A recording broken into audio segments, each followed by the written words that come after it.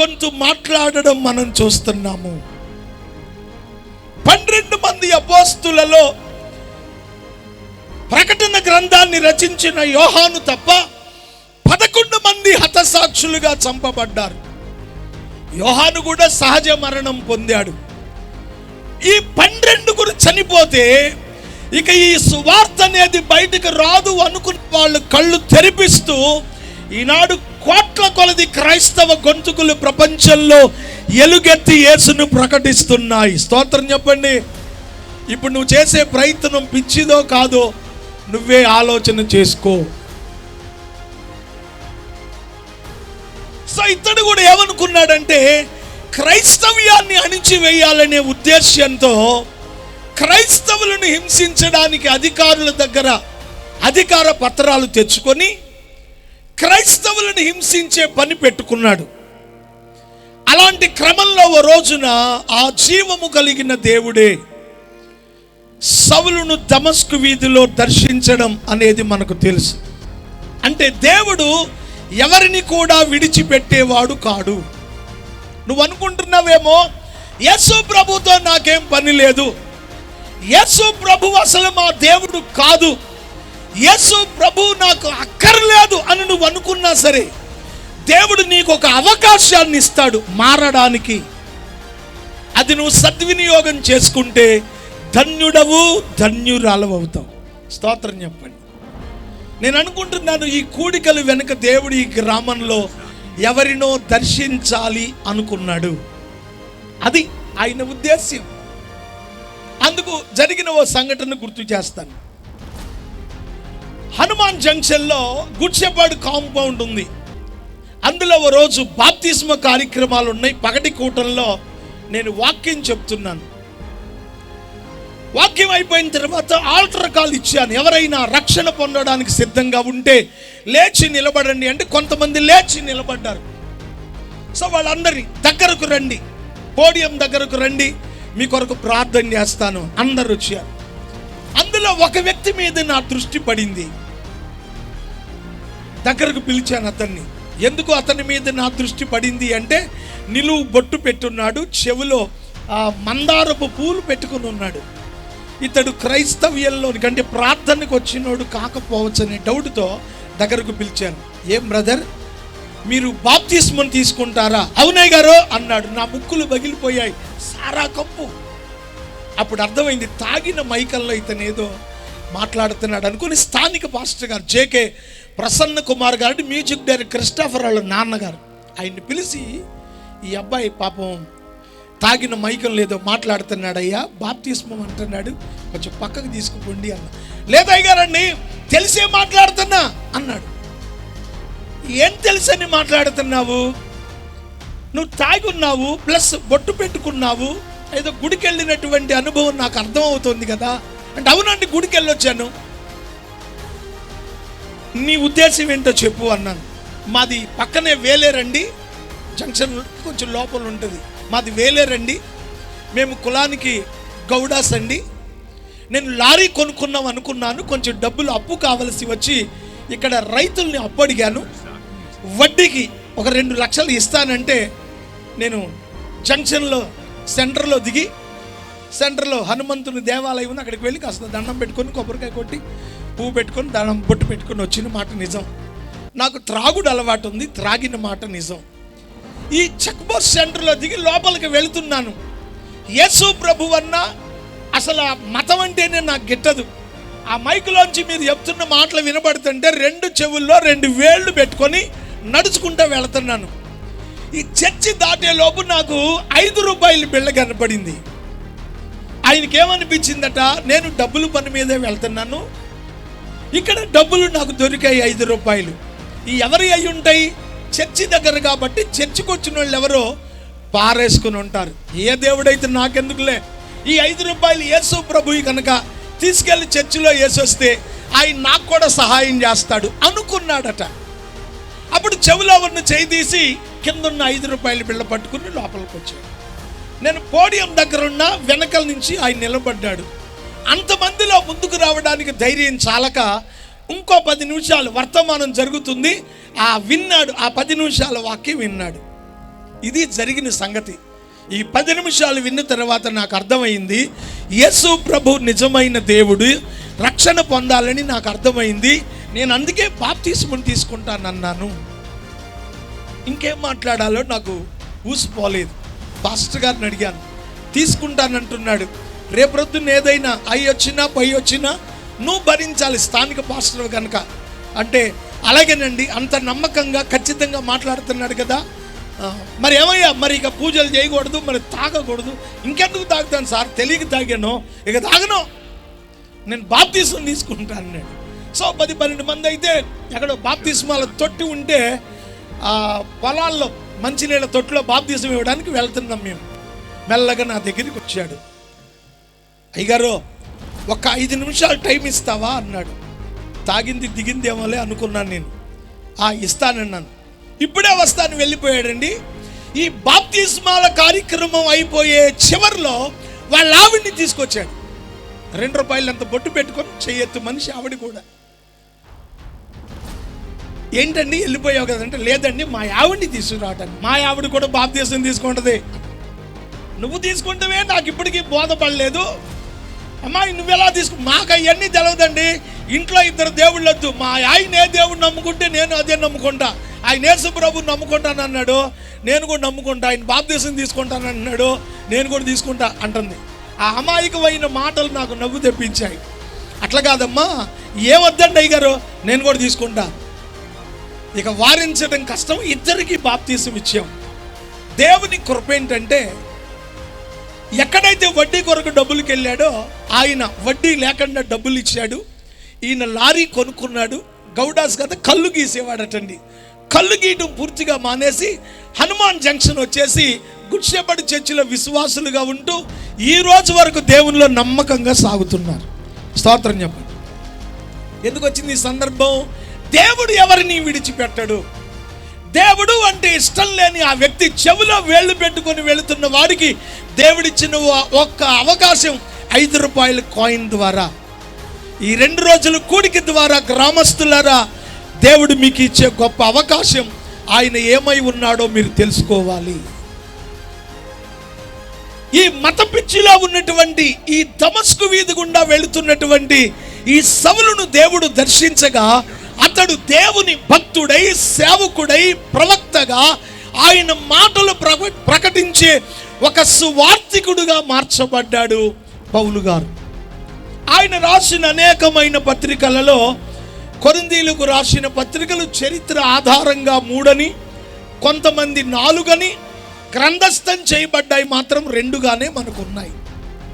ఈ మొదటి పత్రిక 1వ అధ్యాయం 22, 23 వచనాలు చూస్తే పౌలు అంటాడు, యూదులు సూచక క్రియలు చేయమని అడుగుతున్నారు, గ్రీసు దేశస్థులేమో జ్ఞానాన్ని వెతుకుతూ ఉన్నారు, మేమైతే సిలువ వేయబడిన యేసయ్యను ప్రకటిస్తున్నాము అన్నాడు.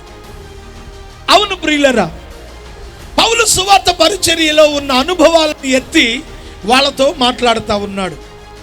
ఈ రాత్రి దేవుని వాక్యాన్ని గమనిస్తే యూదులు అనబడినటువంటి వారు ఏమడుగుతున్నారట? సూచక క్రియలు కావాలి. అంటే దేవుడే ఉంటే, ఆయన దేవుడే అయితే, అంత గొప్పవాడే అయితే, మా జీవితాల్లో కూడా ఏదో ఆయన కొన్ని కార్యాలు చెయ్యగా మేము చూడాలి అనుకుంటున్నారట చాలామంది. అంటే వీళ్ళ ఉద్దేశం ఏంటి? దేవుడు అనేవాడు ఉన్నాడు, ఆయనే దేవుడు అనిపించుకోవడానికి మేము ఆయనను నమ్మడానికి ఏం చేయాలి? ఏవో కొన్ని కార్యాలు మా జీవితంలో చేయాలి. ఈనాడు కూడా చర్చికి వచ్చే వాళ్ళలో, ఇలా సభలకు వచ్చే వాళ్ళలో ఎక్కువ భాగం ఎందుకు వస్తారో తెలుసా? యేసు ప్రభు నమ్ముకుంటే రోగాలు పోతాయి అంట కదా. యేసు ప్రభు నమ్ముకుంటే పిల్లలు లేని వాళ్ళకు పిల్లలు పుడతారంట కదా. యేసు ప్రభు నమ్ముకుంటే ఉద్యోగాలు వస్తాయి అంట కదా. యేసు ప్రభు నమ్ముకుంటే పంటలు పండుతాయి అంట కదా. ఇలాంటి సామాన్యమైన కోరికలను వాళ్ళు ముందు పెట్టుకొని ఎక్కువ శాతం మంది సభలకు రావడం అనేది మనం గమనిస్తూ ఉన్నాము. అంటే వీళ్ళ ఉద్దేశం ఏంటి? నిజంగా యేసు ప్రభు దేవుడైతే మా అమ్మాయికి పిల్లలు లేరు, పిల్లలు పుట్టాలి, అలా పుడితే నమ్ముతాం. నిజంగా యేసు ప్రభు దేవుడైతే మా తాతకు పక్షవాతం వచ్చింది, వాడు కాలు చెయ్యి బాగుపడాలి. సూచక క్రియలు కోరుకుంటా ఉన్నారు సమాజం. భౌతికమైన అవసరాలు యేసయ్య తీర్చాలని కోరుకుంటా ఉన్నారు. అవును ప్రియులరా, యేసు ప్రభువుని నమ్ముకుంటే మీరన్నట్లుగా అద్భుతాలు జరిగేది 100% నిజం. నిజం. ఒకరోజు ఆంధ్ర హాస్పిటల్ విజయవాడ నుండి నాకు ఫోన్ వచ్చింది. ఆయన పేరు లింగారెడ్డి. ఊరు ఆ ఊరి పేరు నాకు అంతలేదు. ఆయన కోదాడలోనే ఉంటాడు. మొగలాయి కోట, సొంత ఊరు మొగలాయి కోట. ఉద్యోగరీత్యా కోదాడలో ఉంటాడు. చాలా మంచివాడు. రెడ్డి గారు చాలా మంచివాడు. లింగారెడ్డి. ఆయన భార్య పేరు అరుణారెడ్డి. ఆమెకు జబ్బు చేసింది. లోకల్లో అటు సూర్యాపేట, ఖమ్మం, కోదాడ హాస్పిటల్స్ అయిపోయి ఫైనల్గా విజయవాడ ఆంధ్ర హాస్పిటల్లో పెట్టారు. లక్షల రూపాయల డబ్బు ఖర్చు అయింది. చివరికి ఆమె చనిపోయే పరిస్థితికి వచ్చింది. ఎలా ఉంది అంటే, ఎముకల గూడి మీద తడిగుడ్డ పరిస్తే లేక తడి బట్ట కప్పితే పైకి ఎలా కనబడుతుందో ఆమె అలా అయిపోయిందన్నమాట. స్కెలిటిన్, ఎముకల గూడులాగా అయిపోయింది. సో ఇక భార్య చనిపోతుందనే సంగతిని తట్టుకోలేని లింగారెడ్డి గారికి తన స్నేహితుడైన కొలీగ్ హెడ్ మాస్టర్ గారు గుర్తొచ్చాడు. అదే స్కూల్లో పనిచేసే హెడ్ మాస్టర్ గారు మా చర్చి విశ్వాసి, పేరు పాగోలు శేఖర్. ఆయనకు ఫోన్ చేశాడు. శేఖర్ గారు, మీ దేవుడు గొప్పోడని చెప్తావు కదా, నా భార్య చనిపోయే పరిస్థితిలో ఉంది, నా భార్య బ్రతకకపోతే నేను బ్రతకలేను, మీ పాస్టర్ గారిని గురించి చాలాసార్లు చెప్పావు, ఒకసారి నెంబర్ ఇస్తావా అంటే ఆయన నెంబర్ ఇస్తే నాకు ఫోన్ చేశాడు. ఎవరది? నేనండి, లింగారెడ్డి. ఆయనంటే చాలా గౌరవం మాకు. ఎందుకంటే హైందవుడైనా చాలా మంచివాడు, మంచి భక్తి కలిగిన వాడు. వాళ్ళ ఇంట్లోకి వెళ్తే గుళ్ళోకి వెళ్ళినంత ఫీలింగ్ వస్తుంది మనకి. అంత విగ్రహారాధన చేస్తాడు. ఇంటి నిండా పటాలేనండి. ధూపదీప నైవేద్యం పెట్టకుండా బయటికి రాడు. బొట్టు పెట్టుకోకుండా స్కూల్కి వెళ్ళాడు ఆయన. అంత అందుకు తగ్గట్టుగా మంచివాడు. నేనండి లింగారెడ్డిని, శేఖర్ గారి దగ్గర తీసుకున్నాను మీ నెంబరు. మా ఆవిడ చావు బ్రతుకుల్లో ఉంది, నాకెందుకో మీరొచ్చి నా భార్య మీద చేతులుంచి ప్రార్థన చేస్తే బాగుపడుతుందనే నమ్మకం వచ్చింది, ఒకసారి రాగలరా అన్నాడు. వెంటనే బయలుదేరి నేను విజయవాడ ఆంధ్ర హాస్పిటల్కి వెళ్ళాను. నేను పైకి వెళ్తున్నాను, ఎదురొచ్చి అలా నా భుజాల మీద వాలిపోయాడు. కళ్ళ నీళ్ళు పెట్టుకున్నాడు. భుజం తట్టి, ఏంటి సార్ 10 మంది పిల్లలకి చదువు చెప్పే మీరు అంత దిగాలు పడిపోతే ఏంటి సార్? లేదండి, అరుణ చనిపోయేటట్టుంది, డాక్టర్స్ తీసుకెళ్ళిపోమంటున్నారు, వెంటిలేషన్లో ఉంది, ఐసీయూలో. పర్వాలేదులే పదండి వెళదాం. ఇద్దరం ఐసీయూలోకి వెళ్ళాం. డాక్టర్స్ నా ఎంక పిచ్చోడిని చూసినట్టు చూస్తున్నారు. ఇంత చదువుకున్న డాక్టర్లో మేము చేసిన వైద్యం ఇక పనికి రాదు, చచ్చిపోద్దని మేము డిక్లేర్ చేస్తే ఎవరినో తీసుకొచ్చి ప్రార్థన చేస్తానంటాడు. ఈ పంతులు గారికి పిచ్చి పట్టింది అనుకున్నారు వాళ్ళు. ఆ ముఖం మీద ఉన్న వైట్ క్లాత్ తీస్తే చర్మం అతుక్కుపోయింది ఎముకలకు. తల మీద చేపెట్టి ప్రార్థన చేశాను. ప్రార్థన చేసి వస్తూ చెప్పాను, భయపడకండి రెడ్డి గారు, అరుణ బాగా ఇంటికి వస్తుంది, మీరేం బాధపడకండి అన్నారు. నేను ఇంటికి వచ్చేసాను. దేవుని మహాకృప, ఆ రోజు సాయంత్రానికి ఆమె కళ్ళు తెరిచి చూడడం మొదలుపెట్టింది. 2వ రోజున భోజనం చేసింది. 3వ రోజున డిశ్చార్జ్ అయ్యి ఇంటికి వచ్చింది. బాప్తిస్మం తీసుకొని మా చర్చిలో ఆదివారం ముందు వరుసలో నా మీద 2 అంతల ఆరోగ్యంతో నా ముందు వరుసలో కూర్చుని ప్రభువుని ఆరాధిస్తుంది. ఈరోజు యేసు ప్రభు, ఈ ప్రపంచంలో వైద్యులైనా సరే ఈ కేసు నా వల్ల కాదంటే బాగు చేయగల సమర్థుడైన శక్తిమంతుడైన దేవుడు యేసయ్య. ఈ రాత్రి నీ జీవితంలో ఎటువంటి అస్వస్థత ఉన్నా నువ్వు ప్రభువుని నమ్మి ప్రార్థిస్తే దేవుడు తప్పకుండా అద్భుతం చేస్తాడు. ఇలాంటివి కోకొల్లలు.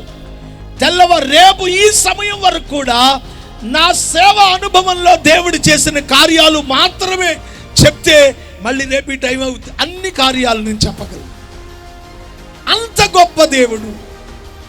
కానీ నేను అంటాను, యేసు ప్రభు దగ్గరకు రావడం, యేసుని నమ్ముకోవడం అనేది కేవలం రోగాలు తగ్గడానికో, పిల్లలు పుట్టడానికో, ఉద్యోగాలు రావడానికో, పొలాలు పండడానికో, అప్పులు తీరడానికో అయితే నీ ఆలోచన కరెక్ట్ కాదు. అదేంటి సార్ కరెక్ట్ కాదంటే? అవును. సపోజ్ నేను చెప్తున్నాను, దేవుని నామ స్తోత్రం, మీకు 100 నాళ్ళు పెళ్ళయింది, 35 ఏళ్ళు పిల్లలు లేరు, యేసు ప్రభుకున్న కొడుకు పుట్టాడు, యేసు బాబు అని పేరు పెట్టుకున్నా అంటాను నేను.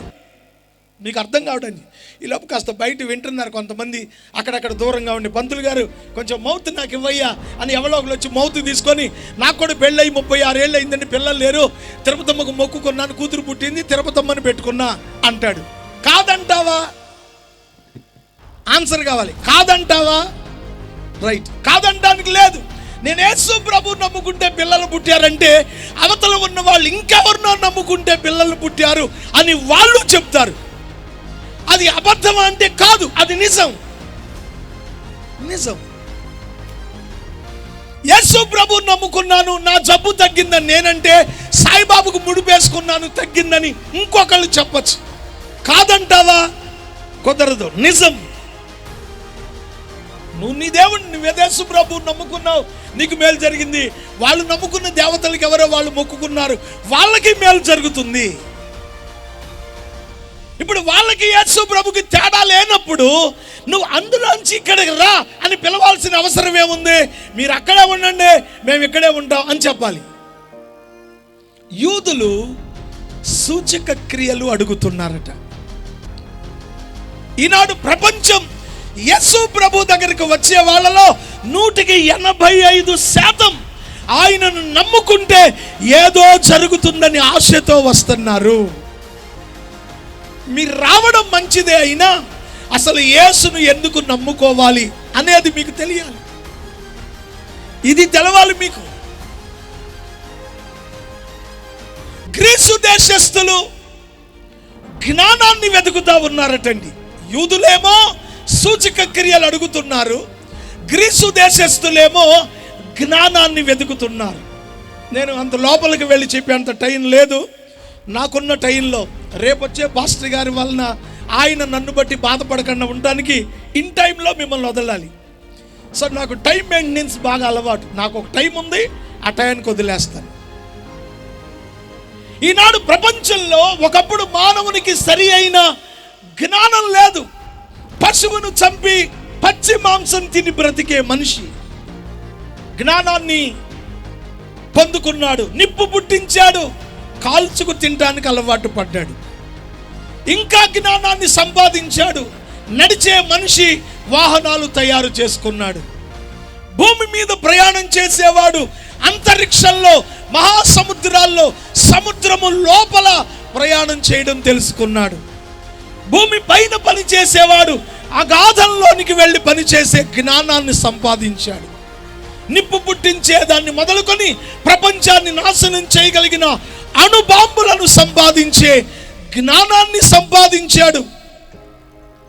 ఒకప్పుడు ఒంటి మీద బట్ట కట్టడం చేతగాని మానవుడు 6 గజాల చీర అగ్గిపెట్టెలో ఉండేంత నైపుణ్యంతో నేసే పరిజ్ఞానాన్ని సంపాదించాడు.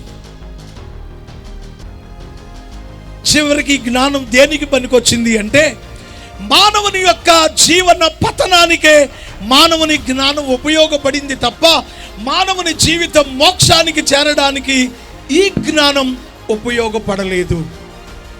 నువ్వు జ్ఞానాన్ని వెతుకుతున్నావా? నీకున్న జ్ఞాన సంపాద్యంతో మోక్షాన్ని సంపాదించడం ఎలాగో తెలుసుకో. అది నిజమైన జ్ఞానం. నీకున్న పరిజ్ఞానంతో కొంపలు కోల్చడానికో, కాపురాలు పాడు చేయడానికో, నీ భవిష్యత్తు నాశనం చేసుకోవడానికో అయితే ఆ జ్ఞానం వలన నీకేం ఉపయోగం? నిజంగా జ్ఞానం అంటే ఏమిటో తెలుసా? ఈ లోకంలో ఉన్న మానవుడు ఎక్కడి నుంచి వచ్చాడో, ఎక్కడికి వెళ్ళాలో ఆ రహస్యాన్ని తెలుసుకోవడమే అసలైన జ్ఞానం. ఓనాడు ఓ పండితుడు ఓ పౌరోహిత కార్యక్రమం నిమిత్తమై ఓ ద్వీపానికి వెళ్ళవలసి వచ్చింది. ఆ ద్వీపానికి వెళ్ళాలి అంటే కాస్త నదిలో ప్రయాణం చేసి అవతలికి వెళ్ళాలి. ఆ రేవు దగ్గరికి వచ్చాడు. అక్కడ ఆ పడవ నడిపేవాడు, పల్లెటూరు భాషలో రేవోడు అంటారు. అంటే రేవు మీద పడవ నడిపేవాడిని రేవోడు అంటారు. జాలరి, పల్లెకారులు, అగ్నికుల క్షత్రియులు. మనకులాగా టిప్ టాప్గా తయారయ్యి ఆ రేవు నడిపేవాడు ఉండడానికి కుదరదు. ఓ పంచి గోచి పెట్టుకున్నాడు, ఓ తలగుడ్డ చుట్టుకున్నాడు, ఒంటి మీద వస్త్రమేం లేదు. ఆ తెడ్డు వేసుకొని పడవతో ఈ వైపు నుంచి ఆ వైపుకి, ఆ వైపు నుంచి ఈ వైపుకి ప్రజల్ని చేరవేస్తూ వాళ్ళిచ్చే రూపాయి, ₹1 పొట్టపోసుకునే సామాన్యమైన జీవితం వాడిది. సో ఈ పంతులు గారు ఆ పడవ ఎక్కాడు. మధ్యాహ్నం కావడం చేత ఎవరూ లేరు, ఒక్కడే పంతులు గారు ఎక్కాడు. పాపం పంతులు గారు అంటే ఎవరికైనా గౌరవం కదా. తీసుకువెళ్తున్నాడు వీడు. పడవ కోల అంటారు, లేకపోతే తెడ్డు అంటారు. పడవ నడిపేది సాధనం. ఆ కోల వేస్తున్నాడు, పడవ జరుగుతోంది. పంతులు గారు వాడిని చూశాడు. ఆ ముఖంలో ఉన్న దీనత్వం, వస్త్రం లేని వాడి యొక్క లేని స్థితి, అక్షర జ్ఞానం లేని అనాగరికత అంతా గమనించాడు. పంతులు తాను చదివిన పాండిత్యం, చేతిలో ఉన్న ఆ మత గ్రంథాలు చూసుకొని మురిసిపోయాడు. ఏమిరా జాలరి, నీకు ఈ పురాణాలు, ఈ గ్రంథాలు సంగతి నీకేమైనా తెలుసటోయ్ అన్నాడట. ఏదోలేండి బాబయ్య, మా తాత ముత్తాతలు ఈ రేవు పడవ నడుపుకునే బతికారు.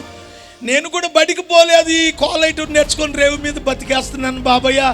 అలాంటి మీలాంటి బాబోర్లు చదువుకున్నోళ్ళే చదువుకుంటారు, మాకేమొచ్చు అంటే ఒరే, ఈ పుస్తకాల్లో ఉన్న పరిజ్ఞానం నీకు తెలియకపోతే నీ బ్రతుకు వేస్ట్ అన్నాడట. సరే నిజమే కదా, చదువు లేనివాడు, విద్య లేనివాడు వింత పశువు అన్నారు మన పూర్వీకులు. చదువు లేనివాడిని ఆ మాత్రం అంటే తప్పే ఉంది, అవునులే బాబయ్య అనుకుంటా వీడు పడవ నడుపుతూనే ఉన్నాడు. అయినప్పటికీ పంతులు గారికి ఇంకా ఆశ చావలా. ఇంకా తన గొప్పతనాన్ని చెప్పుకుంటూ వాడి అనాగరికతని ఎత్తి చూపాలనే ఉద్దేశంతో ఈ ఖగోళ శాస్త్రాలు, భూగోళ శాస్త్రాలు, వృక్ష శాస్త్రాలు అనేక ఉన్నాయిరా, వాటిలో ఏమైనా తెలుసా అన్నాడట. ఏం బాబయ్య నన్ను అడుగుతావు, అక్షరం ముక్క రాని పట్టకొస్తే నాకేం వస్తాయి ఇవన్నీ అంటే, ఈ చేతిలో పురాణాలు రాకపోయినా ఈ ఖగోళ శాస్త్రం అన్నా తెలియకపోతే నీ బ్రతుకు వేస్ట్ అన్నాడట. మళ్ళీ సరిగ్గా చేసేది లేక ఎట్టాగో నా బ్రతుకు వేస్ట్ అనుకుంటూ వాడు పడవ నడుపుతూ ఉన్నాడు, కోల వేస్తూ ఉన్నాడు. అంతలో కాళ్ళ క్రిందకి నీళ్ళు వచ్చాయి, చల్లగా చూశాడు పంతులు. కిందకి కాళ్ళకి నీళ్లు తగిలాయి. అరే ఇదేమిటిరా నీళ్ళు వస్తున్నాను, ఈ బాబా నీళ్ళు అని గబగబా వాడు ఆ కోల వదిలేసి కిందకు వస్తే, పడవ మరమ్మతుల్లో ఉన్నప్పుడు సరే 10 రోజుల తర్వాత పడవ పైకి ఎక్కించి పని చేయించుకోవచ్చులే, తాత్కాలికంగా నడుపుదామని వాడు అందులో ఏదో కొబ్బరి పీసులు అవి పెట్టి ఆ పడవ పని చేసుకుంటూ ఉంటారు. ఏ పేతో ఏదో లాగేసినట్టుంది, కొబ్బరి పీసు లాగేయటంలో నీళ్లు పైకి వస్తున్నాయి.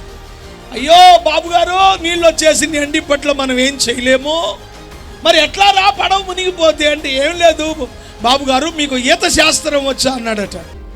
అదేమిటిరా అంటే, అట్లాంటివి నాకు రావంటే, అయితే నీ జీవితం వేస్ట్ పంతులు గారు, పడవ మునిగిపోతే ఇంతకు మించి నేనేం చేయలేన్నాడు. పడవ మునిగిపోయింది, పుస్తకాలతో సహా పంతులు మునిగి చేస్తే వీడికి ఈత వచ్చు కదా, ఒడ్డుకెళ్ళిపోయాడు. సో నీకు జ్ఞానం ఎంతైనా ఉండొచ్చు, నేను కాదనను. నీకు ఈ ఊర్లో ఉన్న అందరికంటే ఎక్కువ జ్ఞానం ఉండొచ్చు, అది కూడా కాదనను. ఎన్ని రకాల జ్ఞానాలు నీకున్నా నీ జీవితాన్ని మోక్షానికి చేర్చే పరసంబంధమైన జ్ఞానము, అదే బైబిల్ గ్రంథంలో నిక్షిప్తమై ఉన్న జ్ఞానమై ఉన్న క్రీస్తు నీకు తెలియకపోతే ఇక నీ లైఫే వేస్ట్, నిత్య నరకాల్లోకి వెళ్ళిపోతావు. పౌలు అంటాడు, కొంతమంది ఏమో సూచక క్రియలు అడుగుతున్నారు, కొందరేమో జ్ఞానాన్ని వెతుకుతున్నారు. నేను రెండిటిని పక్కన పెట్టి సిలువ వేయబడిన క్రీస్తుని మీకు ప్రకటిస్తున్నాను అన్నాడు. ఎందుకు జ్ఞానాన్ని, అద్భుతాలన్నీ పక్కన పెట్టాడు ఈనాడు మీరు గమనించండి. ఒక పాదిరి గారిని పిలిస్తే ఆయన అద్భుతాలు, ఆశ్చర్య కార్యాలు, మహత్కార్యాలు అంటూ ప్రజలను పరలోకం వైపు కాకుండా ఈ లోక సంబంధమైన భౌతికమైన అవసరాల వైపు తిప్పే బోధకులు ఎక్కువైపోయారు. నేను చెప్పగలను, నీ రోగాలు యేసు ప్రభు తగ్గిస్తాడు. కానీ అందుకొరకు నువ్వు యేసై నమ్మడం కాదు. యేసు ప్రభు అద్భుతాలు చేస్తాడు, అందుకొరకు నువ్వు యేసై నమ్మడం కాదు. యేసు సిలువ వేయబడిన యేసుగా నీకు తెలిసి ఉండాలి. సిలువ వేయబడిన యేసు నీ జీవితంలో నీకు తెలియకపోతే నువ్వు ఎంతకాలం భక్తి చేసినా నీ జీవితం వృధా అయిపోతుంది. జాగ్రత్త. పౌలు అంటాడు, నేను సిలువ వేయబడిన యేసును, క్రీస్తుని మీకు ప్రకటిస్తున్నాను. ఎవరు ఈ సిలువ వేయబడిన యేసు? అసలు యేసు ఎవరు? ఓ రోజు యేసు ప్రభు వారు అడిగారట, నన్ను గురించి ఏమనుకుంటున్నారు అంటే జనం అనుకున్నారట, ఆయన కొందరు ఏలియానియు, కొందరు ఇర్మియానియు, కొందరు ప్రవక్తలలో ఒకడనియు రకరకాలుగా చెప్పుకుంటున్నారు. ఈనాడు కూడా ఈ గ్రామంలో కొంతమందిని కదిలిస్తే యేసు ప్రభువుని గురించి మీరు ఏమనుకుంటున్నారు అంటే ఎక్కువ మంది చెప్పేది, ఆయన అమెరికా వాళ్ళ దేవుడు కదా అండి, అమెరికా వాళ్ళ దేవుడు కదా. ఎవరు వాళ్ళకి ఎలా నూరిపోసారో లేక ఎందుకు వాళ్ళు అలా అర్థం చేసుకున్నారో అవగాహన లేని మాటలవి. ఎందుకంటే మనకు తెలిసిన తర్వాతనే అమెరికా వాళ్ళకి తెలిసింది, అక్కడి నుంచి యేసు ప్రభు మనకు తెలియాల్సిన అవసరం లేనే లేదు. కానీ ఎక్కువ మంది చెప్పే మాట అంటే ఇది పరాయి మతం, అమెరికా మతం. ఏదో ఒక రోజున పాదిరులందరూ కలిసి మన ఊరందరినీ యేసు మతంలో దించి వీళ్ళందరినీ అమెరికాకు అమ్మేస్తారు అనే పిచ్చి పిచ్చి మాటలు. ఎవరం తవరం లేనోడు ఇంటి నిండా సహీ సారం లేని కూడు సట్టి నిండా అని అర్థం పర్థం లేని మాటలు మాట్లాడతారు చాలా మంది. యేసు ఎవరు? యేసు ఎవరు? యేసు ఎవరు అంటే యేసు ప్రభు వారిని గురించి యోహాను తన పత్రికలో అంటాడు, ఆయనే నిజమైన దేవుడు, నిత్య జీవము అన్నాడు. చెప్పండి, ఆయనే నిజమైన దేవుడు. దేవుడు ఎవరు? యేసు. ఆయన దేవుడు. నీకెంతవరకు తెలుసు? ఆయన యూదా యోసేపు వాళ్ళ సహోదరుడు, మరియమ్మ కొడుకు, యోసేపు కొడుకు, ఇంతవరకే తెలుసు. ఇంకా కొంతమంది పైచ్యం తలకెక్కిన వాళ్ళకైతే ఆయన సిలువ మీద చచ్చిపోలేదు, నేపాల్ వచ్చాడు, నేపాల్ మంత్రాలు నేర్చుకున్నాడు, మగ్ధలేని మరి ఏం చేసుకున్నాడు. పిచ్చి మాటలు, అర్థం లేని కోతలు కూసే అనాగరికులకు నేను ఇంకేం చెప్పాలి? తెలుసుకుంటానంటే చెప్తాను. యేసు నిజమైన దేవుడు. దేవుడు అంటే ప్రపంచంలో దేవుడు అంటే నెంబర్ 1 ఆత్మ. దేవుడు అంటే ఆత్మ. ఆయన మన కంటికి కనబడేవాడు కాదు. నేను అంటాను, దేవుణ్ణి ఎవరు చూడలేదు, చూడరు. ఈ దేహంలో ఉండగా దేవుణ్ణి చూసే అవకాశం దేవుడు మనకివ్వలేదు. ఎందుకు? ఆయన ఆత్మస్వరూపి. ఆదికాండం 1:2 ప్రకారం భూమి నిరాకారముగాను శూన్యముగాను ఉండెను, చీకటి అగాధ జలములను కమ్మి ఉండెను, దేవుని ఆత్మ జలముల మీద అల్లాడుచుండెను. దేవుడు ఏమై ఉన్నాడు అంటే ఆత్మ. ఆత్మ అనగా జీవముతో నిక్షిప్తమై ఉన్నది. ఆత్మ అనగా ఇంద్రియాగోచరమైనది. నువ్వు చేత్తో తాకాలంటే నీకు తగిలేవాడు కాడు, నువ్వు చూద్దాము అంటే కనపడేవాడు కాడు. ఎందుకు? ఆయన ఆత్మ.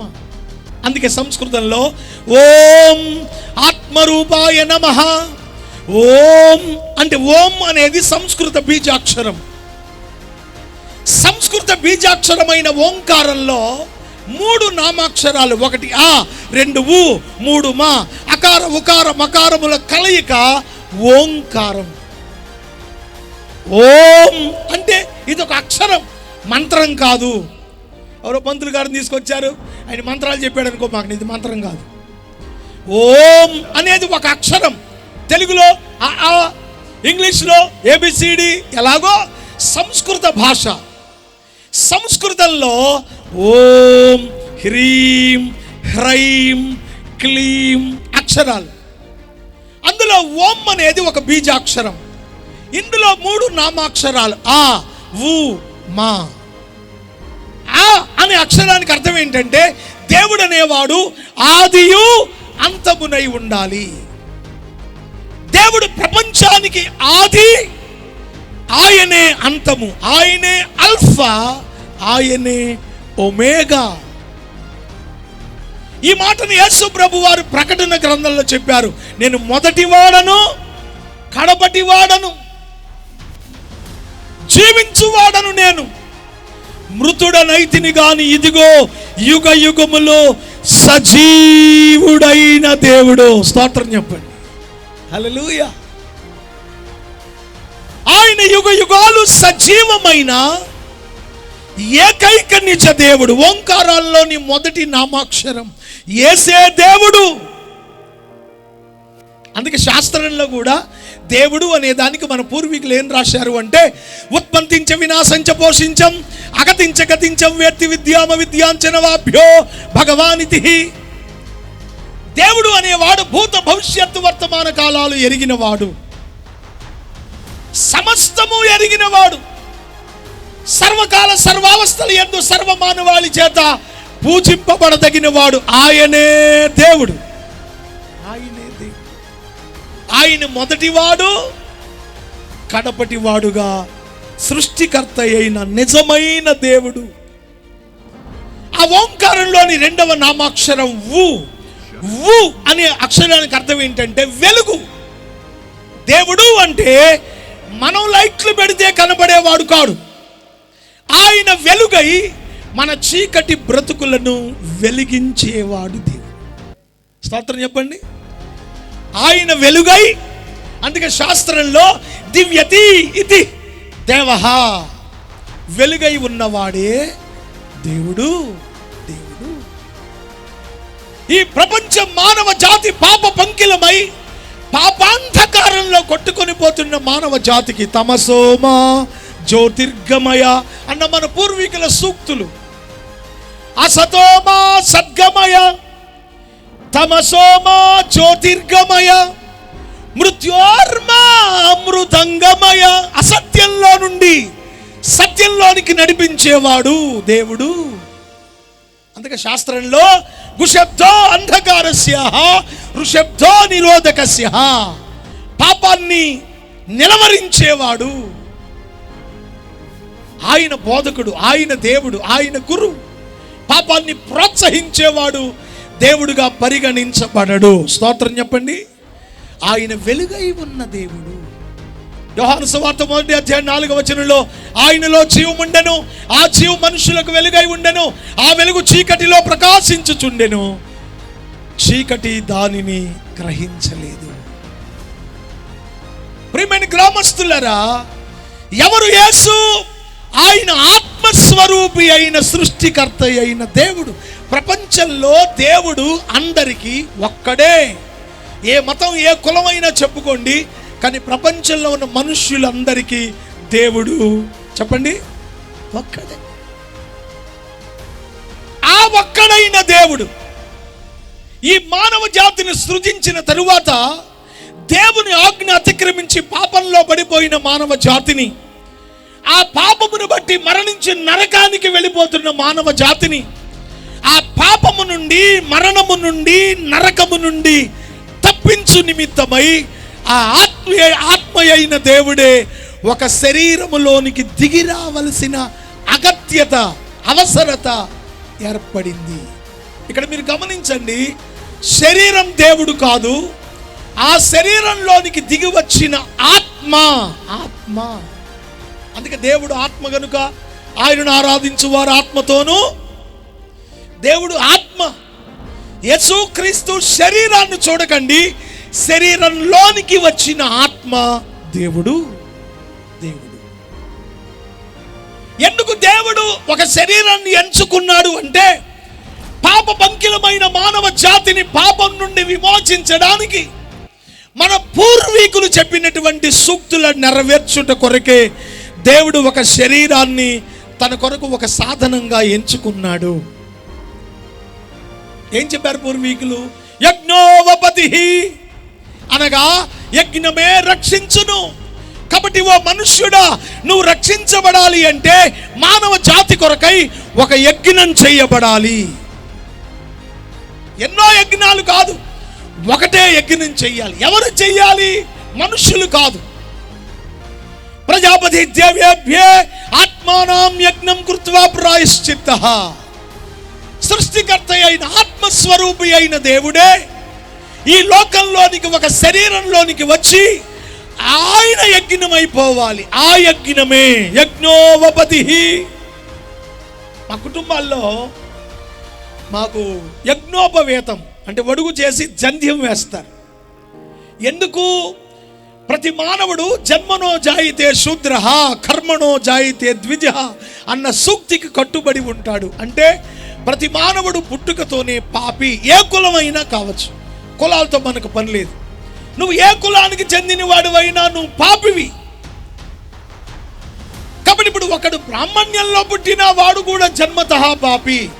మరి పుణ్య కార్యక్రమాలు, యజ్ఞయాగాదులు, క్రతువులు, ఈ కార్యక్రమాలు చెయ్యాలి అంటే ఈ జన్మ పాపం నుండి తప్పించడానికే యజ్ఞోపవేతం అనేది మాకు ధరింపచేస్తారు. వడుగు అనే కార్యక్రమాన్ని చేసి జంధ్యం, వడుగు, యజ్ఞోపవేతం వేస్తారు. అది వేయబడిన తరువాత ఉదయం అయితే ఉదయించే సూర్యుడి వైపు, సాయంత్రం అయితే అస్తమించే సూర్యుడి వైపు తిరిగి ఆ జంధ్యాన్ని తడిపి దోసటి నీళ్లు పట్టుకొని పాపోహం పాపకర్మ పాపాత్మ పాప సంభవ త్రాహిమాం కృపయా దేవా శరణాగత వత్సల అన్యథా శరణం నాస్తి. ఏ విధం చేత కూడా నా పాపం పోవడానికి అవకాశం లేదు. ఈ యజ్ఞోపవేతం మునుపు నేను పాపిని, ధరించిన తర్వాత కూడా నేను పాపిని కనుక ఓ దేవా నీవే నాకు దిక్కు అనేది దాని యొక్క తాత్పర్యము. ఇక పాపి కానివాడు వాడెవడు? ప్రపంచంలో మనుషులందరూ పాపులే. అందుకు ఉదాహరణగా రోమీయులకు రాసిన పత్రిక 7వ అధ్యాయం 14వ వచనం అపోస్తలుడైన పౌలు చెప్పిన మాట, ధర్మశాస్త్రము ఆత్మ సంబంధమైనదని ఎరుగుదును, నేను పాపమునకు అమ్మబడిన వాడనే శరీర సంబంధిని అంటాడు. మతము మంచిదే, నేను కాదనను కానీ ఇదిగో మతము మానవ జాతికి మోక్షాన్ని ఇవ్వలేకపోయింది. ఎందుచేతనగా స్వతహాగా నాలో పాపము అనేది ఒక నియమము నాకు తెలియకుండా నాతో పాటు అది పెరుగుతూ వచ్చింది. ఓ మనుష్యుడా, నువ్వు పుట్టినప్పుడే పాపివి. పాపివి అంటే నువ్వేదో దొంగతనం చేసావు, లేకపోతే ఎవరో కాపురాలు పాడు చేసావని ఇది కాదు దాని అర్థం. పాపము అనగా నిన్ను మరణానికి నడిపించేది. పాపాలు రెండు, ఒకటి జన్మ పాపము, రెండు కర్మ పాపము. జన్మ పాపము నిన్ను మరణానికి, కర్మ పాపము నిన్ను శిక్షకు నడిపిస్తుంది. జన్మ పాపము అనేది ప్రపంచములో ఉన్న మనుషులందరికీ వర్తిస్తుంది. ఎందుకని? అందరూ చనిపోతారు. హిందువుడైనా చనిపోతాడు, మహమ్మదీయుడైనా చనిపోతాడు, మంత్రి గారైనా చనిపోతాడు, పాదిరి గారైనా చనిపోతాడు. అందరూ చనిపోతారు. ఎందుకు అంటే అదే జన్మ పాప రహస్యం. రెండవది కర్మ పాపం. నువ్వు చేసే భక్తి అది సరి అయినది కానప్పుడు, అది వాక్యానుసారమైనది కానప్పుడు, అది నిన్ను పాపము నుండి విమోచించలేనప్పుడు అది కూడా నిన్ను నరకానికే తీసుకొని వెళుతుంది. అది దాని యొక్క ఉద్దేశ్యం. కాబట్టి పౌలు అంటాడు, ధర్మశాస్త్రము ఆత్మ సంబంధం, మతం మంచిదే. నేను ముందేం చెప్పానో పౌలు గారు ఇప్పుడు చెప్పిన మాట గుర్తు చేస్తున్నాను. మతం మంచిదే. మతం మంచిదైనప్పుడు ఇంకో మతం నిన్నెందుకు పిలవాలి అంటే ఇప్పుడు నీకు అర్థమవుతుంది. మతం మంచిదే కానీ మనలో ఉన్న ఆ నేచర్, ఆ గుణం, ఆ నైజం అదే పాప నైజము. పుట్టుకతోనే నీలో ప్రవేశించిన ఈ పాపము నువ్వు పెరుగుతున్న కొలది నిన్ను పాపములోనికి ఈడ్చుకొని పోతా ఉంది. నువ్వు మంచి చెయ్యాలనుకుంటున్నా అది నీ చేత చెడును చేయిస్తుంది. కొన్నిసార్లు మీరు గమనించండి, పల్లెటూళ్ళలో కొంతమంది తాగే అలవాటు ఉన్నవాళ్ళు కాస్త ఇంట్లో వాళ్ళ గొడవ పడలేక ఏదో ముందు ఏదో ఆగు పసరు తాగో ఏదో రకంగా మానేస్తారు. కొన్ని రోజులు మానేసిన వాళ్ళు కొంతమంది మళ్ళీ తాగుతారు. అలాంటప్పుడు కొంచెం పరిచయమైన వాళ్ళు, కాస్త బాగా దగ్గర మాట్లాడే చొరవ ఉన్నవాళ్ళు, ఎరా పనికిమాలినోడా ఏమొచ్చిందిరా పోయే కాలం, ఈ మధ్య తాగుడు మానేసేవని తెలిసి పోనీలే పెళ్ళం పిల్లలు పట్టెడు మెతుకులు మంచిగా తిని బతుకుతారు అనుకున్నాం, మళ్ళీ తాగుతున్నావంటే ఏమొచ్చిందిరా పోయే కాలం అని తిడతారు. అంటాడు, బాబాయ్ మానేశాను, తాగటం లేకుండా సరదా అనుకున్నావా? మానేద్దాం అనుకుంటున్నాను కానీ తాగకుండా ఉండలేకపోతున్నాను. తాగుబోతులు చెప్పే ఒక సులువైన సూత్రం ఇది. తాగుడు మానేద్దాం అనుకుంటున్నాను కానీ తాగకుండా ఏంటి కారణం? పాపము అనేది మానవునిలో ప్రవేశించినప్పుడు మన ముందున్నటువంటి మతం ఎంత మంచిని బోధించినా ఆ మంచిని పక్కకు నెట్టి మళ్ళీ చెడును మన చేత చేయిస్తా ఉంది మనలో ఉన్న పాపం. కట్టుకున్న భార్య ఉన్న పక్కవాడి ఇంటి వైపు చూసే పనికి మాలిన గొడవ నీకు వచ్చింది అంటే కారణం ఏంటంటే నీలో ఉన్న పాప నైజం నీ చేత పాపాన్ని చేయించడానికి నిన్ను చెరపట్టి ఈడ్చుకొని పోతా ఉంది. మతం మంచిదే కానీ నువ్వు పాపాన్ని మానలేకపోతున్నావు. అంటే మతము అనేది నీ పాపము నుండి నిన్ను విడిపించడానికి చేతగానిదై చేతులు పైకెత్తేసింది. ఓ దేవుడా, వీళ్ళని మంచి మార్గంలో పెట్టమని నన్ను పంపావు, కానీ వీళ్ళలో ఉన్న పాపం నా మాటలు వీళ్ళు పట్టించుకోవట్లేదు, ఇక నేనేం చేయలేను. మతమా ఏం చేయలేవా? ఏం చేయలేను అంటే మరి ఏం చేస్తావు చెప్పు? వీళ్ళ బతుకులు మార్చలేను కానీ వీళ్ళ వేషాలు మారుస్తాను అందంట మతం. చెప్పండి, ఏం మారుస్తుంది? మీకు అర్థం కావడానికి, నేను ఒక మతస్థుణ్ణి అని మీరు అనుకుంటే, మత బోధకుణ్ణి అని మీరు అనుకుంటే, నా మతం నాకు చెప్పింది నువ్వు తెల్ల బట్టలు వేసుకోరా నాయనా అని చెప్పింది. సో నేను తెల్ల బట్టలు వేసుకో. తెల్ల బట్టలు నేను వేసుకోవడం వలన మీరు నా ముందుకు వచ్చినప్పుడు ఒక్క అడుగు పక్కకు జరుగుతారా? పెద్దయ్య గారురా, దేవుడురా, దేవుడు లాంటోడురా అనే భావన. ఈ భావన మీకు కలగడానికి గల కారణం ఏంటి? ఈ తెల్ల బట్టలు. నా మతం తెల్ల బట్టలు నన్ను తొడుక్కోమని మీ ముందు నన్ను గౌరవంగా బ్రతకడానికి ఒక అవకాశాన్ని కలిగించింది. అవునా కాదా? రైట్. నా చేతిలో బైబిల్, ఇది చక్కన పెట్టుకుని నేను వస్తే ముక్కు ముఖం తెలియనోడైనా, ఏంటి సార్ మీరు ఫాదర్ గారా, పాస్టర్ గారా అని పలకరిస్తారు. ఎందుకని? ఈ గ్రంథం నాకు ఒక గౌరవాన్ని సంపాదించి పెట్టింది. అవునా కాదా? రైట్. బైబిల్ నా చేతిలో ఉన్నంత మాత్రాన నేను భక్తుడని నువ్వెలా చెప్పగలవు? తెల్ల బట్టలు వేసుకున్నంత మాత్రాన నేను భక్తుడని నువ్వెలా చెప్పగలవు? ఇది కేవలం నా మతం ఒక గౌరవంగా బ్రతకడానికి నాకు ఇచ్చిన అవకాశం. That's enough. నా మతం నా వేషాన్ని మార్చింది. మీరేమనుకోనంటే మీకు అర్థం కావాలి కనుక చెప్తున్నాను. నా మతంలో నేను తెల్ల బట్టలు వేసుకున్నానండి, ఇంకొకటి ఎర్ర బట్టలు వేసుకుంటాడు, ఇంకొకటి నల్ల బట్టలు వేసుకుంటాడు, ఇంకొకటి కాషాయం రంగు వేసుకుంటాడు, ఇంకొకటి బులుగు రంగు వేసుకుంటాడు. ఏ మతంలో ఎవడు ఏ రంగు బట్టలు వేసినా వాడి వేషం మారింది కానీ బతుకు మారలేదు. నిజమా కాదా? కాబట్టి ఇప్పుడు వేషాన్ని మార్చే మతాలు మనిషిని మోక్షాన్ని తీసుకువెళ్ళవని దేవుడే ఒక శరీరంలోనికి వస్తే ఆ శరీరానికి పెట్టబడిన పేరే యేసుక్రీస్తు. శాస్త్రంలో ఉంది, లిహ్వా గోప్తారాం మహక్వౌ దధిన కురియంతి హవ్యాయానా పర్వతాసీన్. ఆ సృష్టికర్త అయిన దేవుడు కన్య గర్భాన పుట్టి పశువుల శాలలో పరుండ పెట్టబడతాడన్న సూక్తి యేసుక్రీస్తులో మాత్రమే నెరవేర్చబడింది. ఆయనే నిజమైన దేవుడై సర్వమానవ పాప ప్రక్షాళన కొరకై సిలువలో యజ్ఞమై యాగమై బలి పశువుగా మన కొరకు ఆయన ప్రాణం పెట్టి రక్తమంతటిని కార్చాడు. ఈ ప్రపంచంలో ప్రియమైన టేకులు బలి వాస్తవ్యులారా, తాళ్ళపేటేనా తాళ్ళపేట వాస్తవ్యులారా,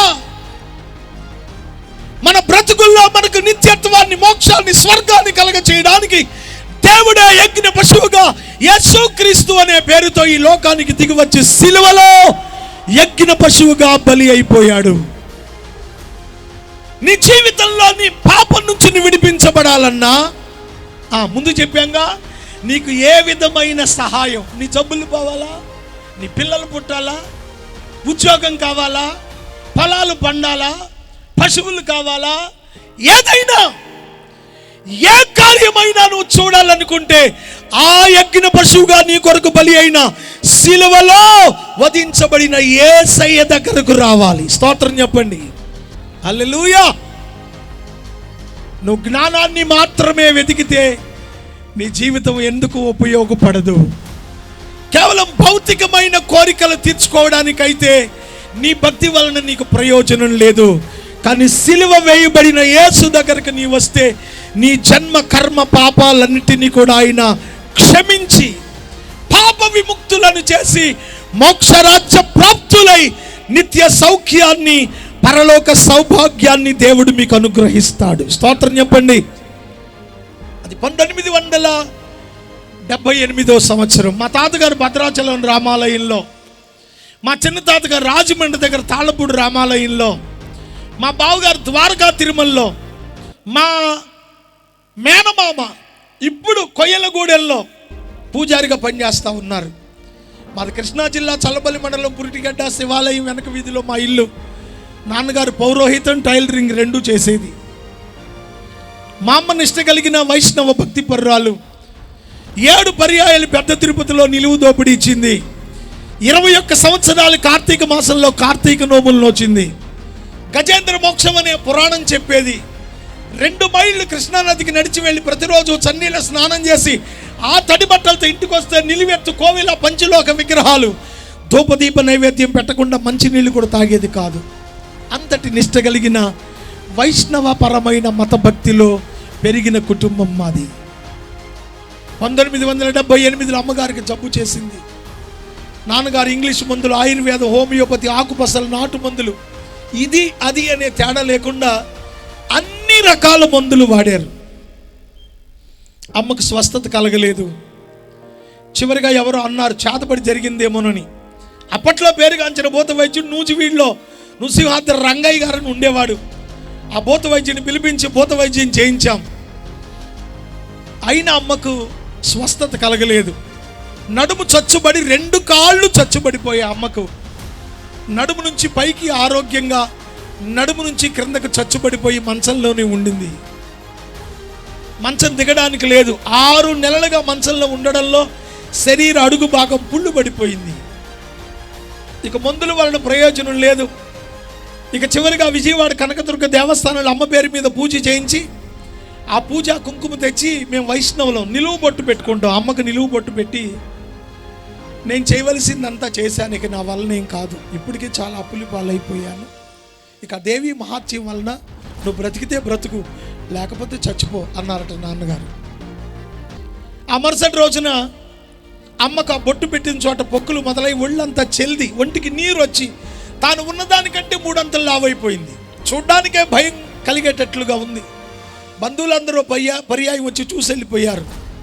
ఇక ఈవిని చూసేవాళ్ళు కూడా ఎవరు లేరు ఊళ్ళో. ప్రతివారం గజేంద్ర మోక్షం అనే పురాణ ఘట్టంలో విష్ణువు సుదర్శన చక్రం ద్వారా మొసలి బారి నుంచి ఏనుగును కాపాడిన గొప్ప దేవుడిని అమ్మ ఎన్నో రకాలుగా అనేక మందికి ఆ వైష్ణవ మత భక్తిని ప్రచురించే పురాణ పండితురాలు ఆవిడ. అమ్మ పేరు పద్మావతి ఆండాళ్ళు తాయారు. ప్రియమైన దేవుని బిడ్డలారా, ఇక ఈవిడ పరిస్థితి రాను రాను క్షీణించిపోతా ఉంది. ఓ రోజు మా ఊరు ప్రక్కన యార్లగడ్డ శైవ క్షేత్రం ఉంది. అక్కడికి వెళ్ళారు నాన్నగారు పౌరోహితం చేయడానికి. వెళ్ళేటప్పుడు ఇంట్లో భోజనం లేదు, అక్కడ తినరు. 2వ రోజు కానీ రారు. ఇంట్లో భోజనం లేదు. ఈవిడ పరిస్థితి ఇలా ఉంది. ఇక ఆ కోపం ఈ కోపం మనసులో ఉన్న అమ్మని తిట్టారు. నువ్వు బ్రతికి మమ్మల్ని సబ్బు తింటావు, నువ్వన్నా చస్తే మేమన్నా సుఖపడతాం, చావరాదటే అని తిట్టి వెళ్ళిపోయారట. అప్పటికి మా అన్నయ్య పెళ్ళైపోయింది, ఇల్లరికి వెళ్ళాడు. అక్క పెళ్ళైపోయింది, అత్తారింటికి వెళ్ళిపోయింది. నేనే చిన్నాను ఇంటి దగ్గర చదువుకుంటూ అమ్మకి సేవ చేస్తున్నాను. నాన్నగారు వెళ్ళిపోయారు. అమ్మకి సేవ చేసి నేను పడుకున్నాను. నా తల్లికి మాత్రం నిద్ర పట్టలేదు. నా భర్త కూడా చావాలి అన్న తర్వాత నేను ఎవరి కొరకు బ్రతకాలి, చచ్చిపోతాను. ఇక మాకు దొడ్లో మంచినీళ్ళు బాగుందండి, ఆ బావిలో పడి చనిపోదాం అనుకుందట. కానీ మంచం దిగలేకపోతుంది. నడుము చచ్చిపడిపోయింది కదా. మంచం దిగలేని స్థితిలో కనీసం బ్రతకడానికి లేదు. సావడానికి అయిన అవకాశం లేకపోయిందని కుమిలి కుమిలి ఏడుస్తున్నప్పుడు మా అమ్మకు ఒక ఆలోచన వచ్చిందట. నువ్వెందుకు ఏడుస్తున్నావు? ఎందుకు నువ్వు చావాలి? నువ్వు పూజించిన దేవతలు నిన్ను కాపాడరా? రక్షించమని నువ్వు వాళ్ళని అడిగావా అని ఒక ఆలోచన వచ్చి తాను పూజించిన దేవతలందరినీ తలపోసుకుంటూ వాళ్ళకి సంబంధించిన మంత్రాలు, తత్వాలు, పద్యాలు, శ్లోకాలు, ఆపద మొక్కులన్నీ మొక్కుకుంటుందట. ఎవరు కూడా అమ్మను కనికరించలేదు. విసిగిపోయిన నా తల్లి అందరినీ తిట్టుకుంటుందటండి. తనకున్న బాధను బట్టి తిట్టుకొని చివరికి అనుకుందట, అసలు దేవుడు అనేవాడు ఉన్నాడా, లేక వ్యర్థంగా ఇంతకాలం నేను ఈ భక్తి చేశానా? నిజంగా దేవుడుండి ఈ రాత్రి నాతో మాట్లాడాలి, లేని పక్షంలో ఎవరికి చేయెత్తి నేను దండం కూడా పెట్టను అనుకుని నిద్రపోయిందటండి. తెల్లవారుజాము నిద్రపోయిన మా అమ్మకు ఒక కల వచ్చిందట. ఆ కలలో భయంకరమైన ఉరుములు మెరుపుల మధ్యన యేసు ప్రభు వారు ఆకాశంలో నుండి దిగిన తల్లి మంచం దగ్గరకు వచ్చి నిలబడి, అమ్మా, దేవుడు అనేవాడు ఉన్నాడా అని అడిగావు కదా, నేనే దేవుణ్ణి. నువ్వు నమ్మితే ఈ కాగితం మీద సంతకం పెట్టమని ఒక తెల్ల పేపరు, పెన్ను అక్కడ పెట్టాడట. మా అమ్మకు ఆకాశంలోంచి వస్తుంటే నేను దేవతలందరినీ తిట్టుకున్నాను కదా, వాళ్ళు వస్తున్నారు స్వర్గం నుండి, నన్ను శపిస్తారేమో అని భయపడి వణికిపోతుందట. కానీ వచ్చింది ఒకే వ్యక్తి. ఆయనను పోల్చుకుంటే ఎవరిలాగాను, అంటే మేము పూజించిన వాళ్ళలో ఎవరిలాగాను లేడు. మాకు యేసు ప్రభు తెలియదు, ఎందుకంటే మేము ఎప్పుడు చర్చికి వెళ్ళలేదు. చర్చికి వెళ్ళేవాళ్ళు మా ఇళ్లలో కూడా రారు. ఏదైనా పని ఉంటే బయట నిలబడి అటు నుంచి అటే పోతే వాళ్ళు వెళ్ళాక మళ్ళీ అక్కడ పసుపు నీళ్ళు చల్లకుండా మమ్మల్ని నడవనిచ్చేది కాదు. అంత నిష్ట కలిగిన వైష్ణవ భక్తి చేసిందమ్మ పూజారి కూతురు కావడం చేత. నేను పూజించిన దేవుళ్ళు ఎవరు కాదు, ఎవరైనా అయితే భూత వైద్యుడు చెప్పినట్టు చేతబడి జరిగింది కదా, ఆ దైవం అనుకుంటుందట. దైవం అనుకుంటున్నప్పుడు ఆవిడికి ఒక క్రిస్టియన్ హాస్పిటల్లో, కథోలిక్ హాస్పిటల్ వైద్యం చేయించాం కొంతకాలం. అందులో యేసు ప్రభు ఉన్నటువంటి ఫోటోలు కొన్ని గుర్తొచ్చాయి. ఓ, దైవం అనుకున్నాను, కాదు, ఈయన క్రైస్తవుల దేవుడు. క్రైస్తవుల దేవుడు అయితే క్రైస్తవుల దగ్గరికి వెళ్ళాలి, నా దగ్గరికి ఎందుకు వచ్చాడు? మళ్ళీ ఆలోచన. ఓహో, భూత వైద్యుడు చెప్పాడు కదా చేతబడి చేశారని. నాకెవరు చేతబడి చేస్తారు? మా ఊర్లో ప్రార్థన వాళ్ళు నేను ఇంత భక్తి చేస్తానని వారవలేక చేతబడి చేసి వాళ్ళ దేవుడిని నా మీదకి పంపారు కాబోలు, నన్ను చంపుకెళ్ళడానికి వచ్చాడు, ఈ పేపర్ మీద సంతకం పెడితే నా ప్రాణం తీసుకుపోతాడని యేసు ప్రభువుని తిట్టడం మొదలుపెట్టిందట. నిలబడి నిలబడి నిలబడి ఆ కళలో ఆయన తిరిగి వెళ్ళిపోయాడు. అది కళ. మరుసటి రోజు అమ్మని చూడడానికి మా ఇంటి వెనక అద్దెకుండే ఒక క్రైస్తవ టీచర్, ఆవిడ పేరు ఆరిగ శశిరేఖ, బోర్డు స్కూల్ టీచర్ ఆవిడ. పంతులు గారి పేరు కుటుంబరావు. 3 పిల్లల వాళ్ళకి మా వెనక పోర్షన్లో అద్దెకుండేవాళ్ళు. టీచర్ గారు అనుకుందంటే స్కూల్కి వెళ్ళి వచ్చేదాకా ఆండాళ్ళమ్మ గారు ఉండదేమో, చచ్చిపోద్దేమో, పలకరించి వెళ్తే బాగుంటుందని స్కూల్కి వెళ్ళే ముందు వచ్చింది. మంచంలో ఉన్న అమ్మని చూసి ఆండాళ్ళమ్మ గారు అనగానే కళ్ళు తెరిసింది ఈవిడ.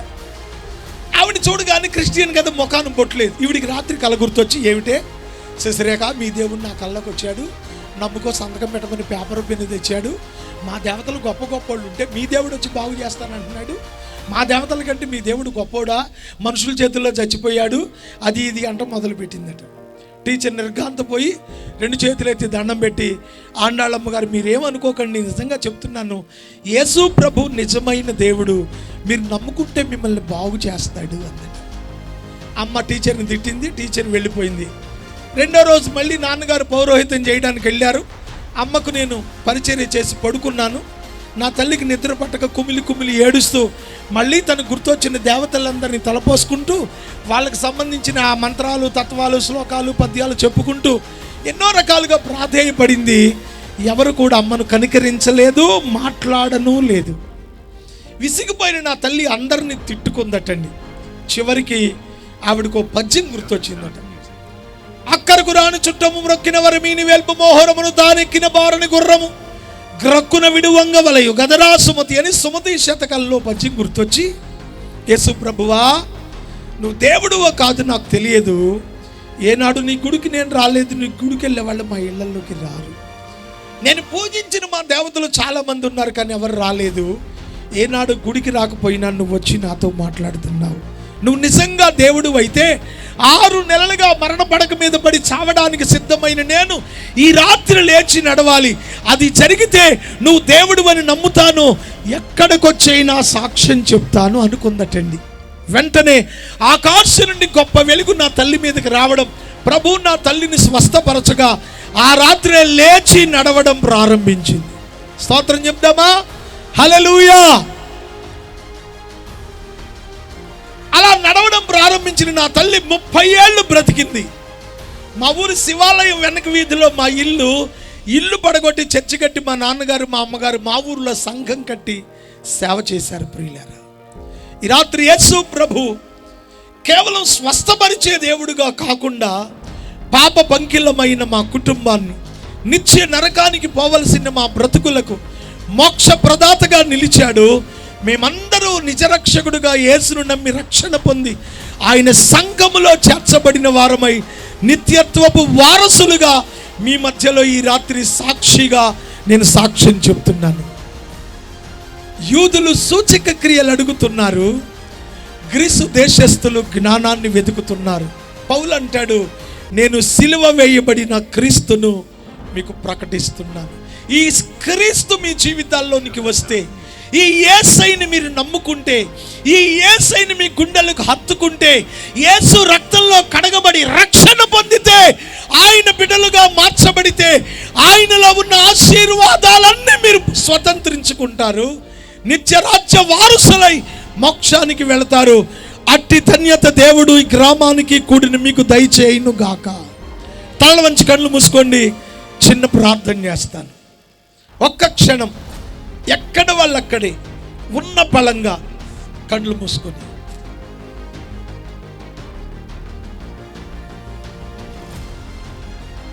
ఎవరికి వారు ప్రార్థన చేసుకోండి. దేవా, ఈ రాత్రి క్రీస్తు సిలువ వేయబడిన యేసు నాకు ఎంత అవసరమై ఉన్నాడు అనే సంగతిని నేను తెలుసుకున్నాను. నీ దాసుని కుటుంబంలో చేసిన నీ రక్షణ కార్యాన్ని బట్టి నిన్ను మహిమపరుస్తున్నాను. ఈ రాత్రి సిలువ వేయబడిన యేసు నాకు కావాలి అన్న సత్యాన్ని నేను గ్రహించాను. సూచక క్రియలు తాత్కాలికమై, జ్ఞానము నిరర్థకమై ఉండగా క్రీస్తు నిత్య రాజ్య వారసులుగా చేయడానికి ఈ లోకానికి దిగి వచ్చాడు. ఆయన కార్చిన రక్తమే నిన్ను మోక్షానికి చేరడానికి మార్గమనే సత్యాన్ని ఈరోజు నేను తెలుసుకున్నాను. నేను చేసిన భక్తి, నా పితృపారంపర్యాచారంగా చేసిన భక్తి ఏది నాకు మోక్షాన్ని కలిగించలేదని, సిలువ వేయబడిన యేసు మాత్రమే ఈ రాత్రి మానవ జాతికి, నాకు, నా గ్రామానికి అవసరమై ఉన్నాడన్న సత్యం నేను గ్రహించాను. సిలువ వేయబడిన యేసును నేను కోరుకుంటున్నాను అన్న వాళ్ళు మీ కుడి చేతిని పైకి చూపించండి. ఈ రాత్రి నాకు సిలువ వేయబడిన యేసు కావాలి, యేసు కావాలి అన్నవాళ్ళు అలాగే లేచి నిలబడండి. చేతులు ఎత్తిన వారు అలాగే లేచి నిలబడండి. మీ కొరకు ఒక చిన్న ప్రార్థన చేస్తాను. ఈ రాత్రి సిలువ వేయబడిన యేసును నేను కోరుకుంటున్నాను. యేసు, నువ్వు నాకు కావాలి. ఈ లోక సంబంధమైన మేలులు కొంతవరకే, నన్ను నిత్యత్వానికి నడిపించేది సిలువ వేయబడిన యేసు.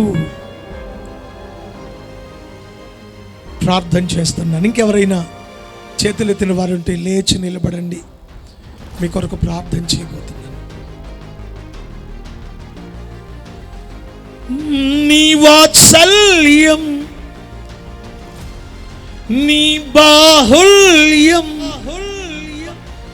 నీ కృప కనికరము చూపించుము.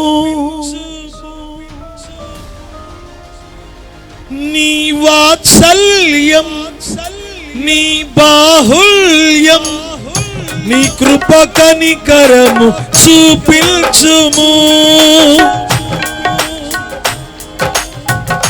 నీ వాత్సల్యం, నీ బాహుల్యం, నీ కృప కనికరము చూపించుము. పాపము చేశాను, దోషినయ్యున్నాను. పాపము చేశాను, దోషినయ్యున్నాను. తెలిసి ఉన్నది నా అతిక్రమమే, తెలిసి ఉన్నది నా పాపములే, తెలిసి ఉన్నది నా అతిక్రమమే, తెలిసి ఉన్నది నా పాపములే. నీ సన్నిధిలో నా పాపమును ఒప్పుకొందునయ్యా. నీ సన్నిధిలో నా పాపమును ఒప్పుకొందునయ్యా. శుద్ధ హృదయం కలుగ చేయుము, శుద్ధ హృదయం కలుగ చేయు నాలో